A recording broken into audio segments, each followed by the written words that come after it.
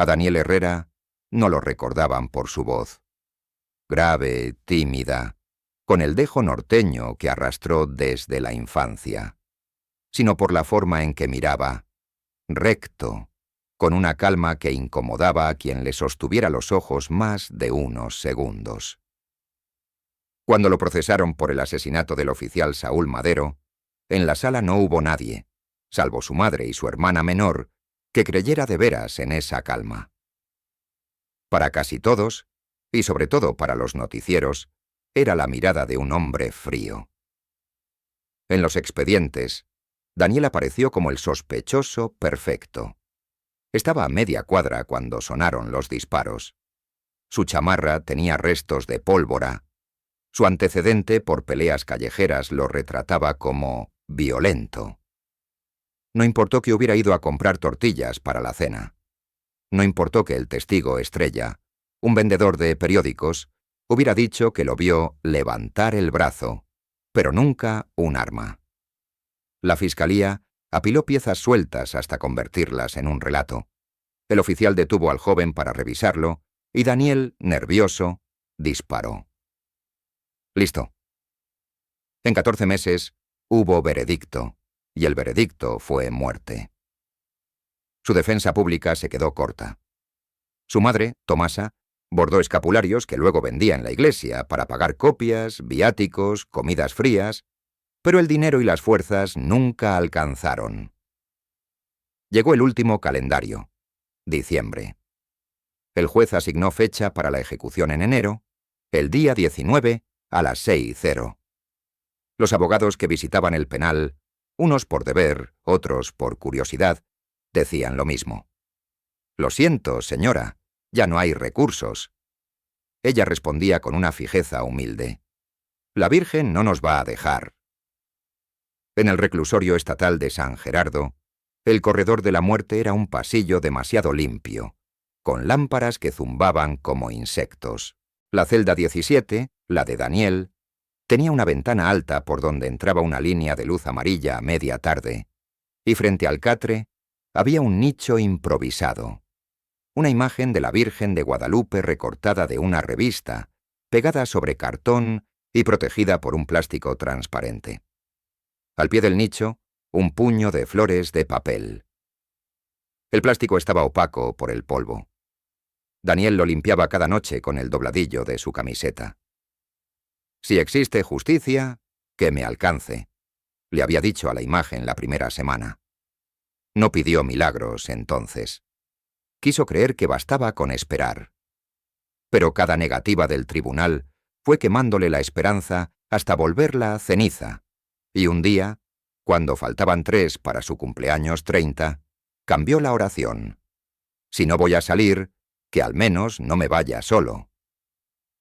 El custodio asignado a su módulo, Julián Rosales, rondaba los 45. Era grande, con manos que parecían pertenecer a un albañil. Arrastraba los pies al caminar y masticaba chicle con la paciencia de quien ha vivido muchas guardias vacías. Nadie le prestaba atención, y él lo agradecía. Llevaba 17 años trabajando allí, y ese invierno la artritis le visitaba los nudillos por las mañanas. Su rostro siempre lucía una especie de cansancio compasivo. Algunos los llamaba por su apellido, a Daniel, por su nombre.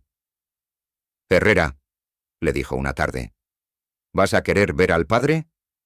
«Si viene, sí». «Vendrá», dijo el custodio, sin tono, como quien confirma que a esta hora siempre hace frío. Julián había crecido en una colonia donde la parroquia era más consultorio que la clínica. Él conocía curas que hablaban como tíos, que cargaban cajas de despensa, que nunca preguntaban demasiado. A veces los veía entrar a San Gerardo con su maletín de cuero. Rezaban, escuchaban, daban la comunión. Salían cansados. La noticia del último deseo se regó por los pasillos mucho antes de que Daniel la pronunciara. Allí todos sabían el día exacto, y algunos apostaban a que el condenado pediría un plato de birria, o una cerveza, o música norteña. Cuando Rosales le entregó el formulario, Daniel escribió con letra de secundaria: «Quiero ver a la Virgen de Guadalupe». Rosales levantó una ceja. ¿La imagen de la capilla? La que tenga. Pero si el padre puede traer una... de esas que se ponen en las casas, en un cuadrito, me basta. Te voy a decir la verdad, dijo Rosales, rascándose la nuca. No está permitido meter cosas de fuera. Pero veré qué se puede hacer. A veces, la burocracia se ablanda si la petición es sencilla y huele a despedida. El padre Mauro, un hombre menudo con bigote delgado y las manos siempre tibias, consiguió que la dirección autorizara el ingreso de una pequeña imagen, con la condición de que un custodio la registrara y permaneciera presente durante la visita. Se fijó el día, el 18 de enero, a las 19:30. Un rato, decía el papel. Nadie definió qué era un rato. La víspera, el penal olía a cloro y pan viejo. Alguien había barrido más de la cuenta. La capilla, una habitación estrecha con paredes color crema, guardaba silencio. En un estante descansaban dos figuras: San Judas Tadeo y la Virgen de Guadalupe. Además, un Cristo de madera de pino toscamente tallado. El padre Mauro limpió la imagen de la Virgen con un pañuelo y una mezcla de agua con gotas de colonia. Luego la metió en un bolso de tela y esperó en la oficina a que Rosales terminara de firmar papeles. «Padre», dijo Julián, «de vez en cuando las cosas cambian cuando uno ya no espera». «¿Te pasa algo?», preguntó Mauro. «Nada. Es que a mí también me gustaría que no se fuera solo». Cuando entraron a la celda 17, Daniel estaba de pie. Se había peinado con esmero, y su camiseta blanca, la más limpia, olía a jabón. El padre colocó la imagen sobre el nicho donde se hallaba la estampa gastada. Rosales se quedó a un lado, apoyado en la pared. «Hijo», dijo el sacerdote, «¿quieres confesarte?» «Sí, padre», respondió Daniel. La conversación se derramó despacio, como el agua de un vaso que se llena demasiado. Daniel habló de su infancia en un barrio donde el fútbol se jugaba con piedras como porterías, de su padre que se marchó a Chihuahua a trabajar y nunca volvió, de su primer amor, de la noche del crimen. Contó que había ido por tortillas, que escuchó los gritos, que corrió, por instinto, hacia el callejón opuesto, que un policía le gritó «¡Alto!», que luego lo aventaron contra una patrulla, que la chamarra de mezclilla que llevaba había sido de su primo, el mismo primo que, supo después, había disparado 2 noches antes en una riña y dejó residuos de pólvora en todo lo que tocó. Contó también el miedo, esa clase de miedo que te encoge la garganta cuando un hombre uniformado te mira sin verte. El padre no ofreció absoluciones que no le tocaban. Escuchó. Cuando Daniel terminó, rezaron media docena de avemarías y un Padre Nuestro. El sacerdote le dio la comunión. Luego, con gesto dudoso, encendió una veladora pequeña de las que venden a la salida de los templos. No estaba permitido, pero la puso en el suelo, cerca del nicho. «Solo un rato», dijo mirando a Rosales. «Solo un rato», repitió el custodio, y no la apagó. Esa noche a las 21:10, el penal sufrió un corte intermitente de electricidad. Horror cotidiano. Una planta vieja y un transformador que respondía atrasado. Las lámparas del pasillo parpadearon 2 veces. Rosales dio un paso hacia la reja de la celda 17 y se detuvo. Lo que vio, después, juraría que lo vio. No le cabría en ninguna declaración. La veladora, que apenas titilaba, tomó de pronto una llama alta, limpia, que no echaba humo. La superficie del plástico que protegía la imagen de la Virgen se volvió brillante, como si alguien la hubiese pulido en segundos. Y el rostro, no la pintura, sino la impresión, parecía respirar una luz que no estaba en la celda, ni en el pasillo, ni en las lámparas, que se encendían y apagaban. No era un brillo que lastimara los ojos, sino una claridad que calentaba el aire.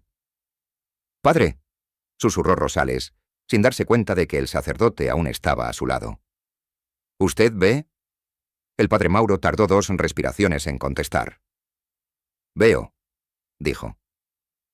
Y se le humedecieron los ojos. Daniel, de rodillas, alzó la vista y sintió algo que no había sentido desde niño, el día en que su madre lo cubrió con una cobija azul para que dejara de temblar tras un trueno. Fue lo mismo, pero más hondo. No pidió nada. Agradeció. Gracias porque no me voy solo, dijo en silencio. El fenómeno duró quizá 1 minuto. Tal vez 2. El zumbido de las lámparas regresó con un brinco. El padre Mauro tocó el hombro de Daniel. Rosales, que jamás se había permitido llorar frente a un interno, se apretó el puente de la nariz y fingió alergia. Antes de retirarse, el sacerdote se inclinó hacia el custodio. «Julián», murmuró, «hay cosas de las que uno no habla para no profanarlas, pero hay otras que uno debe decir para que no se pudran dentro». «¿Qué quiere decir, padre?» El sacerdote sostuvo su mirada 1 segundo de más. «Tú sabes cuáles son». Esa madrugada Rosales no durmió. Se sentó a oscuras en la cocina de su departamento, con las manos abiertas sobre la mesa, oyendo a su esposa respirar en el cuarto. A las 3, se levantó, sacó del cajón la copia de un documento que llevaba escondida desde el juicio de Daniel. Una declaración que nunca se presentó. La noche del asesinato, él había estado asignado al perímetro de la colonia Las Palmas. Había visto a un muchacho con sudadera roja correr del callejón contrario. Lo había visto subir a un Chevy verde y perderse entre los puestos de tacos. Recordaba a Daniel, sí, pero no corriendo del callejón del disparo. Cuando el Ministerio Público lo llamó a declarar, le mostraron fotos, le dieron café y le repitieron con voz baja que la ciudad pedía justicia y que no hiciera confusión con detalles que la tele había aclarado. Él firmó una declaración general, como tantos. Luego el tema se hundió en el protocolo. Hasta esa noche. A las 7 de la mañana del 19 de enero, Rosales pidió hablar con el director del penal. A las 9 solicitó comunicarse con el juez de ejecución. A las 11, un asistente de la fiscalía se plantó en la oficina con gesto molesto. Juró que esas cosas ya estaban resueltas. A las 2 de la tarde, Rosales, con el padre Mauro de testigo, firmó una declaración nueva ante un defensor de oficio que, quizás sin entender todo, tuvo el instinto de prender la grabadora del celular. A las 5, el juez concedió una suspensión de emergencia de la ejecución por 72 horas para valorar nueva prueba testimonial, decía el oficio. A las 6, la noticia ya había filtrado. Los noticieros cambiaron el cintillo. Algunos celebraron, otros se burlaron. La Virgen detuvo la muerte, escribió un periódico con sorna. Daniel no supo nada, hasta que Rosales llegó a su celda con los ojos hinchados de cansancio y el papel en la mano. No le habló del milagro ni de la noche en vela. Solo le dijo, «No hoy». Daniel apretó el barrotes y se dejó caer contra la pared, como si le hubieran quitado un peso que también lo sostenía. Después, pidió un lápiz y escribió una carta a su madre. «No hoy, ama. No hoy». Las 72 horas se abrieron como un respiro. Un grupo de estudiantes de Derecho, guiados por una profesora que había seguido el caso en silencio, se sumó a revisar el expediente. Encontraron lo que siempre había estado allí. Las huellas parciales en la pistola no correspondían a Daniel.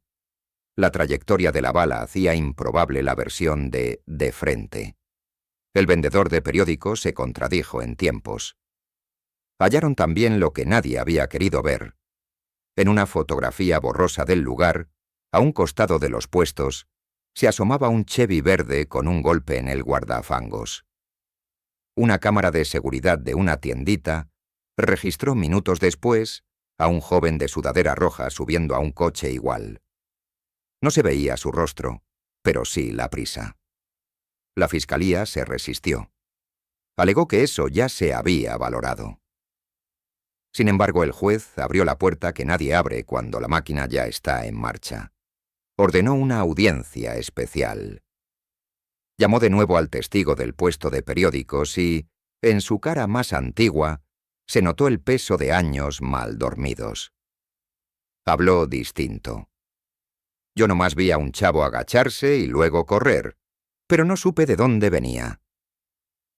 Llamaron a un perito en balística que había sido ignorado en la primera ronda y explicó, con punteros y maquetas, que el disparo se hizo desde un ángulo bajo, como quien dispara desde el otro lado de un cofre.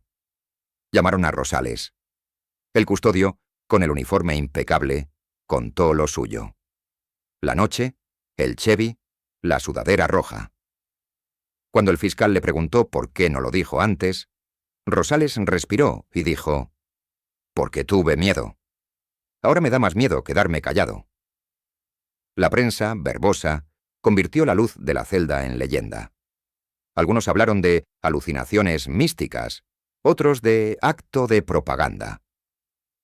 Nadie consiguió explicar por qué, de pronto, varias piezas encajaron. Durante la audiencia, el padre Mauro no dijo palabra del brillo. Habló, en cambio, del silencio, del dolor y de la dignidad del inocente. Si es inocente, lo sabrá Dios. Si lo es, que lo sepa también el Estado, dijo. Fue lo único. La resolución llegó un martes. 2 semanas después, se revoca la sentencia condenatoria por dudas razonables sobre la autoría. El juez ordenó la inmediata liberación bajo reservas de ley, mientras la Fiscalía decidía si habría un proceso nuevo a partir de la nueva línea de investigación. Nadie abrió nada. El expediente se durmió, quizá por vergüenza, quizá por desinterés, quizá porque, para entonces, la ciudad ya estaba ocupada con otro caso que gritaba más. Daniel cruzó la puerta de salida de San Gerardo con una bolsa de plástico donde llevaba una Biblia de portada azul, 2 cartas y la camiseta con la que había limpiado el nicho. Afuera lo esperaban su madre, su hermana y 3 estudiantes de Derecho con ojeras de satisfacción. Nadie habló de «La Virgen salvó a Daniel». Pero cuando la madre lo abrazó, él supo que aquella frase, aunque no la dijeran, era la fibra que sostenía los huesos de ese momento. Los meses siguientes fueron un aprendizaje torpe. Daniel no sabía dónde poner las manos en una mesa sin barrotes. Se sobresaltaba si un coche hacía sonar el claxon. Se perdía en supermercados con demasiadas marcas de todo. Le ofrecieron trabajo en un taller de herrería. Empezó, poco a poco, a dormir con la luz apagada. Iba a misa los domingos, más por gratitud que por costumbre, y se quedaba al final a ayudar a recoger sillas.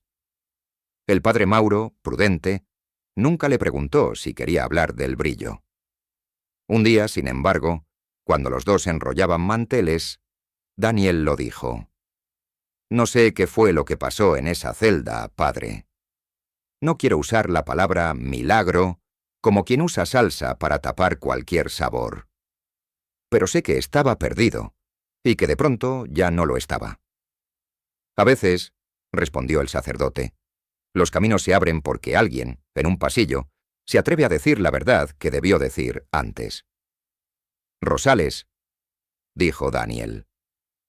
«Rosales», asintió el padre. Había algo en su corazón que necesitaba luz. Julián Rosales pidió su traslado a otro módulo, lejos del corredor de la muerte. No se fue del penal. No pudo. Dijo que su lugar era ese, que si se marchaba, todo aquello no significaría nada. Su esposa, al principio, le pidió que renunciara. Luego lo entendió. A veces, cuando volvía a casa con los hombros rígidos, ella le ponía una compresa tibia en los nudillos. En el verano, Daniel y la profesora de los estudiantes de Derecho, Adriana Vázquez, fundaron una asociación pequeña. Luz de la Celda. El nombre lo propuso un joven voluntario. Daniel no se atrevió a corregirlo. «Ayuda legal para los mal defendidos», decía el volante, impreso en papel económico. Con donaciones de la parroquia y de un gremio de herreros, comenzaron a revisar sentencias, a visitar reclusorios, a buscar peritos. No prometían libertades, ofrecían ojos atentos. A falta de años de estudio, Daniel dio lo que tenía: escucha. Se sentaba frente a los internos con las manos abiertas sobre las rodillas y los dejaba hablar hasta que el hilo se volvía claro. A veces no había nada que hacer. A veces, sí. Un caso, el de un muchacho sinaloense acusado de robo con violencia por estar en el lugar equivocado, se resolvió con un simple dictamen de altura. El ladrón medía, según la víctima, más de 1,80, y el muchacho apenas alcanzaba 1,65. Nadie había pedido la estatura en el primer juicio. Lo midieron 2 veces frente al juez. El magistrado, que había visto cientos de mentiras, se sonrió. «A veces el mal no es maldad, es flojera», comentó. Daniel guardó la frase como si fuera un clavo útil en su caja de herramientas.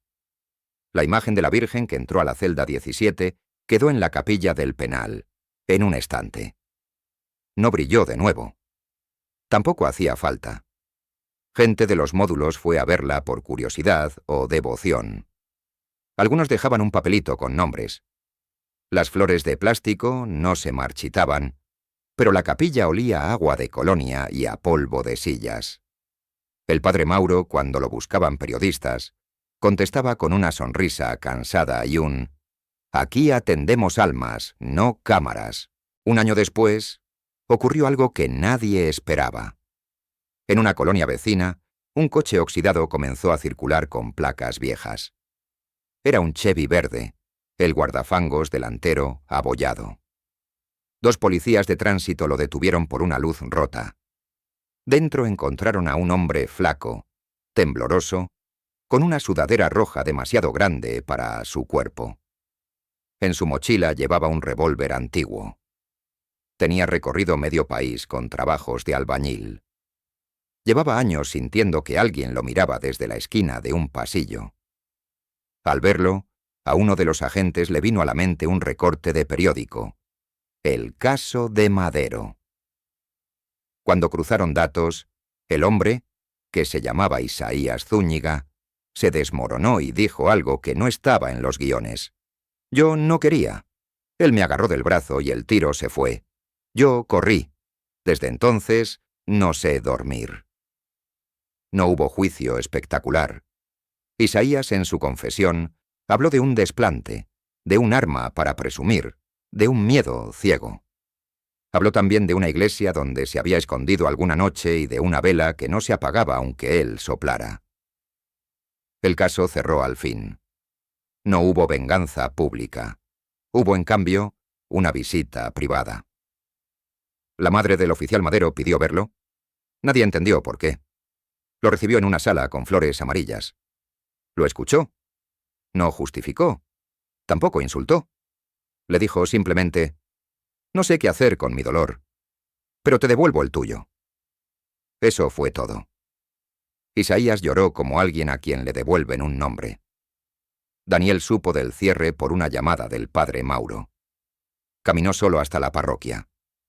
Se sentó en la última banca y, por primera vez desde que salió, se permitió llorar sin prisa. No pensó en castigos ni en premios. Pensó en la noche del brillo y en el rostro de Rosales cuando dijo: «No hoy». Pensó que la justicia, cuando llega tarde, no deshace el daño, pero cambia la orientación de la herida. Con el tiempo, luz de la celda, creció lo que una planta paciente, no explosiva, no vistosa, pero viva. Los estudiantes de Derecho se convirtieron en abogados. Daniel siguió usando jeans gastados y guardando los recibos en un sobre. En una pared colgó una foto. Tomasa, su madre, sonriendo con la Virgen a espaldas, el plástico del cuadro sin brillo, como cualquier plástico. Él evitó las entrevistas. Las pocas veces que habló en público, Dijo frases sencillas. No fue mi fuerza. No fue mi inteligencia. Fue una luz que me alcanzó y el valor tardío de un hombre que habló. Nadie pudo convertir eso en eslogan. A veces, por las noches, Daniel volvía mentalmente a la celda 17. No para idolatrarla, sino para mantenerla en su sitio, como se guarda una herramienta que un día salvó la jornada.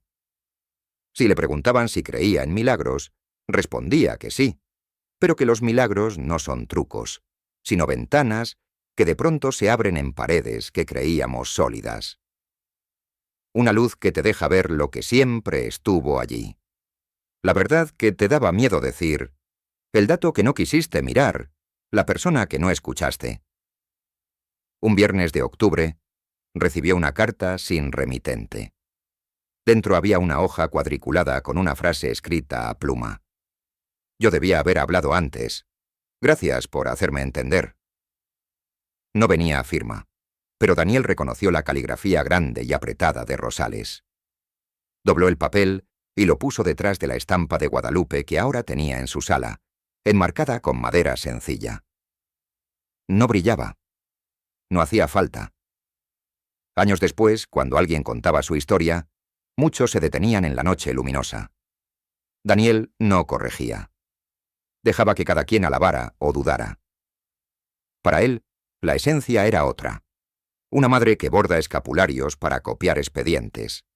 Un sacerdote que enciende una vela sin permiso. Un custodio que, a destiempo, decide decir la verdad. Unos estudiantes que deciden hacer su tesis no de doctrina, sino de personas. Una sala donde una mujer le dice a un hombre, «Te devuelvo tu dolor». Y debajo de todo, una luz que, por un minuto, calentó el aire de una celda fría. En San Gerardo, la celda 17 sigue siendo celda. Entraron otros, sufrieron otras esperas. Algunos salieron, otros no. A veces, en las noches de lluvia, las lámparas del pasillo vuelven a parpadear. Hay custodios que se persignan sin darse cuenta. Hay internos que, cuando pasan frente a la capilla, bajan la voz, como si entraran en una sala donde alguien duerme. La imagen en el estante acumula polvo como todo objeto amado. Una vez al mes, una mujer del barrio viene con un trapo húmedo y lo limpia. Nadie le paga. Nadie se lo pidió. Ella sonríe cuando termina y se sienta un rato, en silencio. Tal vez recuerda a alguien, tal vez solo agradece el minuto de quietud. Daniel, mientras tanto, sigue mirando recto, con esa calma que ya no incomoda porque aprendió a mezclarse con la risa. En el taller de herrería, enseña a un aprendiz a no gastar la fuerza cuando el metal está frío. Espera a que caliente y luego pide el doble, le dice.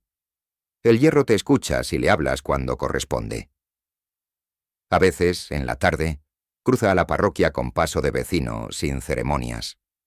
Prende una vela, la deja al pie de la Virgen y se queda mirando la llama normal, pequeña, obediente al aire.